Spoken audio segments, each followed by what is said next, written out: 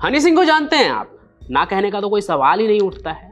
आज से लगभग 10 साल पहले 2-3 साल का वक्त ऐसा था ना बॉलीवुड में कि बिना हनी सिंह के गाने के फिल्म हिट ही नहीं होते थे। फिर चाहे वो शाहरुख खान की चेन्नई एक्सप्रेस हो या फिर अमिताभ सर की फिल्म भूतनाथ रिटर्न। लेकिन फिल्मों के अलावे भी हनी सिंह के अपने धमाकेदार गानों को लेकर एक अलग ही फेम है। लेकिन वही हनी सिंह आज डरे हुए हैं, इतने कि न्यूज रूम के अंदर भी वो अपने साथ सिक्योरिटी गार्ड की फौज लेकर चलते हैं। इतने डरे हुए हैं कि वो भारत में खुद को सुरक्षित महसूस नहीं करते हैं। इसलिए अब पूरी तरह से वो दुबई शिफ्ट हो गए हैं, क्योंकि दुबई उनके लिए सिर्फ भारत से ही सेफ नहीं बल्कि उन्हें वो दुनिया का सबसे सेफ कंट्री लगता है। मेरी ज़िंदगी सिर्फ घर से मेरा जिम से स्टूडियो और घर ही रही थी। That's why I left India.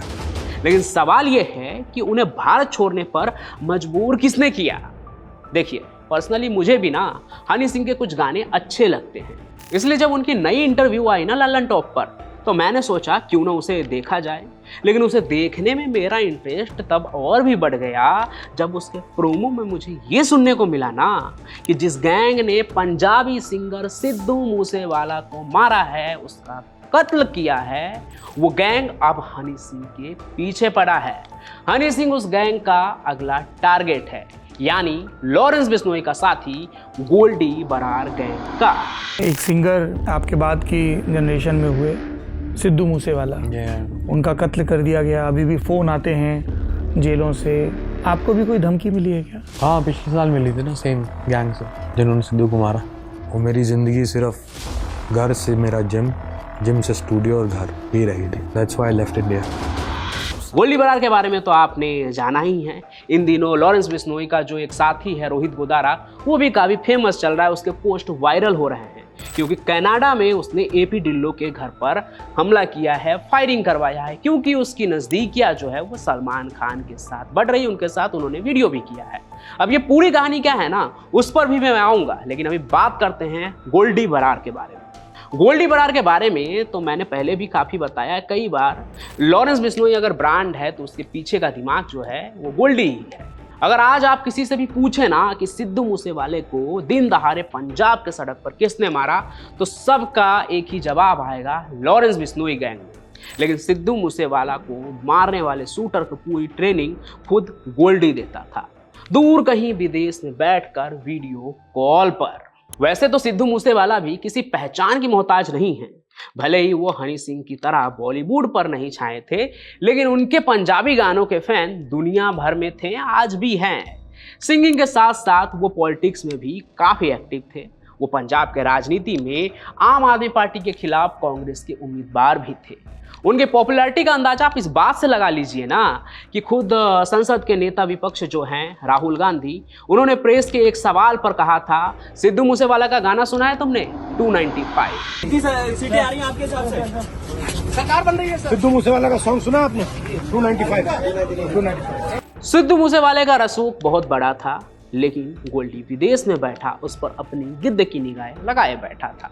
फिर जैसे ही मौका मिला, फिर पंजाब के मानसा में दिन दहाड़े 20 सड़क पर उन्हें गोलियों से भूनकर 6 लोगों ने मार दिया। अब जरा सोच कर देखिए कि कितने खतरनाक हैं ये लोग। हैं तो भारत के पंजाब के ही, लेकिन रहते हैं चोरी छुपे विदेश में, पर पावर इतना रखते हैं कि वहां बैठकर भी पंजाब में बड़े से बड़े कांड को अंजाम दे देते हैं। अब जो गैंग वाले सिद्धू मूसेवाले जैसे पॉलिटिकल इन्फ्लुएंस लोगों की जान ले सकता है, उन्हें मरवा सकता है, उनसे डरना तो हनी सिंह के लिए भी लाजमी है। वैसे हनी सिंह को जान की धमकी मिली, ये कोई नई बात नहीं है, 1 साल पुरानी न्यूज है, मुझे पता है। लेकिन उस धमकी के बाद उनकी जिंदगी कैसे बदल गई, उसकी इनसाइड स्टोरी अब सामने आई है। और हाल तो उनका ये है कि भारत में रहते हुए वो खुद को कहीं भी सेफ महसूस नहीं करते। अब जरा सोच कर देखिए कि कितने खतरनाक हैं ये लोग। हैं तो भारत के पंजाब के ही, लेकिन रहते हैं चोरी छुपे विदेश में, पर पावर इतना रखते हैं कि वहां बैठकर भी पंजाब में बड़े से बड़े कांड को अंजाम दे देते हैं। पर यह सब कुछ शुरू कहां से हुआ, इसे भी समझिए। देखिए, हनी सिंह की जो जिंदगी है ना, वो अभी 3 फेज में बटी हुई लगती है मुझे। पहला, पंजाबी सिंगर से बॉलीवुड का टॉप हिप हॉप सिंगर बनने का सफर। उस दौरान लाइमलाइट और उसमें धंसे हनी सिंह।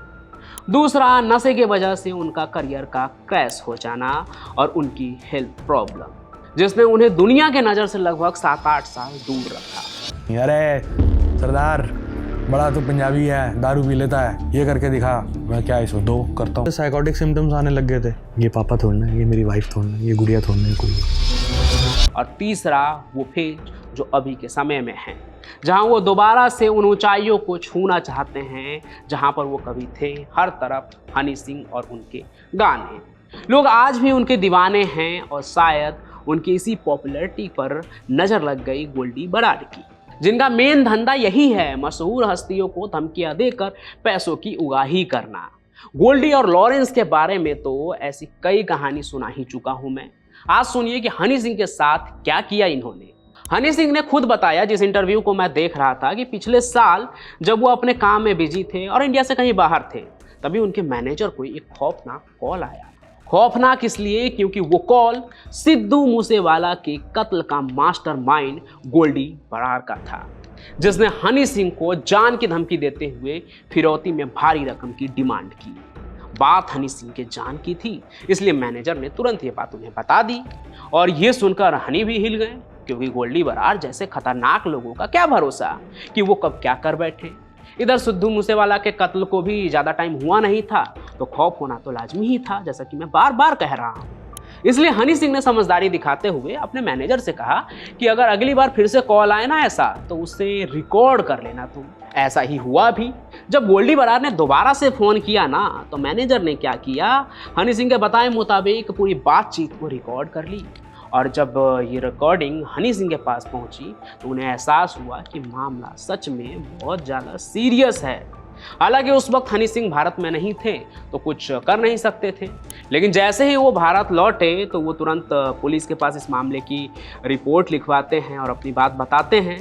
कई बार ऐसा भी होता है ना कि बड़े बड़े नाम लेकर कुछ छोटे मोटे जो खिलाड़ी होते हैं वो मैदान में कूद जाते हैं कि मैं लॉरेंस बिश्नोई बोल रहा हूँ, लेकिन होता कोई और है। कई बार ऐसे मामले सामने आए, सलमान खान के केस में भी देखने को मिला है। तो यहाँ भी लगा कि कुछ ऐसा ही होगा, या फिर कोई मनचला होगा जो यूं ही कॉल करके फिरकी लेने लगता है। ऐसे कई मामले आए हैं सामने, कई कहानियों में मैं बता चुका हूँ।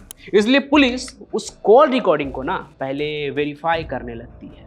फिर पुलिस ने जब इस मामले की जांच की तो पाया कि ये फ़ोन कॉल गोल्डी बरार का ही था, उसकी ही आवाज़ थी उस फ़ोन कॉल पे। यानी अब सिद्धू मूसेवाला के बाद पंजाब का एक और सिंगर लॉरेंस बिश्नोई एसोसिएट के निशाने पर है। इसलिए जैसे ही ये सच सामने आया, हनी सिंह की सुरक्षा बढ़ा दी गई। लेकिन सुरक्षा बढ़ने के बाद उनकी अपनी जो ज़िंदगी थी, निजी ज़िंदगी, आर्टिस्ट वाली ज़िंदगी, वो 360 डिग्री जो है ना घूम गई, बदल गई। अब ना वो पहले की तरह कहीं भी आज़ादी से घूम फिर सकते हैं। अब उनकी ज़िंदगी सिर्फ जिम, घर और स्टूडियो तक ही सिमट कर रह गई है। उन्होंने खुद बताया, वो मेरी ज़िंदगी सिर्फ घर से मेरा जिम, जिम से स्टूडियो और घर ही रही थी। That's why I left India. वो जहाँ जाते हैं उनके साथ सुरक्षा गार्ड की एक फ़ौज होती है। यहाँ तक कि वो इंटरव्यू देने गए, वहाँ भी उस इंटरव्यू को जब मैंने सुना तो पता चला कि वहाँ भी उनके सुरक्षा में कई सारे गार्ड्स जो थे वो मौजूद थे। अब भला एक आर्टिस्ट आदमी इस ज़िंदगी से खुश कभी होगा भला? हनी बताते हैं कि वो भी इस तरह की ज़िंदगी से तंग आ गए थे। उन्होंने बताया कि पहले वो जब चाहे जहाँ चाहे अपने फैंस के बीच जा सकते थे, लेकिन अब वो चाह कर भी ऐसा नहीं कर सकते हैं। और सबसे ज़्यादा दुख तो उन्हें इसी बात का है कि वो अपने फैंस के बीच अब खुल कर नहीं रह सकते हैं। और ये तो कुछ भी नहीं है, गोल्डी बरार और उनके गैंग का डर उनमें इस कदर है कि अपनी सुरक्षा के चिंता की वजह से उन्हें ये फैसला लेना पड़ा कि अब वो भारत छोड़कर दूसरे देश में रहेंगे, जहां उन्हें सबसे ज़्यादा सेफ महसूस होगा। वो दुबई शिफ्ट हो गए हैं। उन्होंने कहा कि दुबई सबसे सेफ जगह है दुनिया में। वहाँ रहने के बाद ना उन्हें गोल्डी बरार की धमकियों का डर सताता है, ना ही किसी और की। वो खुलकर अपनी ज़िंदगी वहाँ जी सकते हैं। उनके लिए दुनिया का सबसे सेफ जगह दुबई ही है। हालांकि उन्होंने ये भी कहा कि वो उस जगह से यानी भारत से कभी दूर नहीं जाना चाहते थे जहां उन्हें सबसे ज़्यादा प्यार मिला, लेकिन ऐसा करना उनकी मजबूरी है। अब हनी सिंह के साथ हुए इस इंसिडेंट के साथ एक बहुत बड़ा सवाल ये उठता है, क्या इन अपराधियों से डर कर ही रहना पड़ेगा? क्या इन अपराधियों को कंट्रोल नहीं किया जा सकता है? और इस देश में कोई भी सुरक्षित है या नहीं?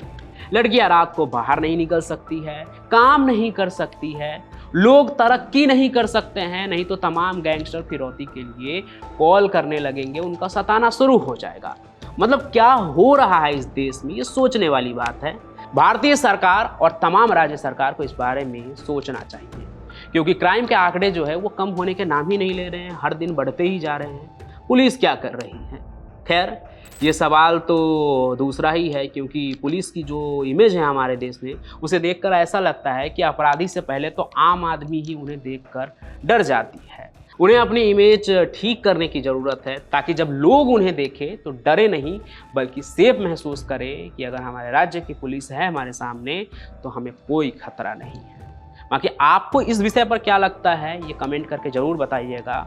बाकी इन दिनों एपी ढिल्लो के घर के ऊपर जो हमला हुआ है कनाडा में, वो खबर भी खूब चल रहा है, और लॉरेंस बिश्नोई का जो मेंबर है रोहित गुदारा, उसने ही इस हमले की जिम्मेदारी भी ली है, और इसमें भी मामला सलमान खान वाला एंगल का है। अब ये पूरी कहानी क्या है ना, इसकी हर डिटेल के साथ मैं एक नई वीडियो में आऊँगा। फिलहाल आप कमेंट करके ज़रूर बताइएगा कि आपको इस टॉपिक पे भी क्या लगता है। हम मिलेंगे, आपके जो भी सवाल है आप कमेंट में बताइए, उस सवालों के जवाब के साथ भी हम अगले वीडियो में मिलेंगे। तब तक इस वीडियो को लाइक कीजिए, ज़्यादा से ज़्यादा शेयर कीजिए। मैं पंचम प्रकाश मिलूँगा आपको किसी और सफ़र में, तब तक इस चैनल को सब्सक्राइब कीजिए। धन्यवाद।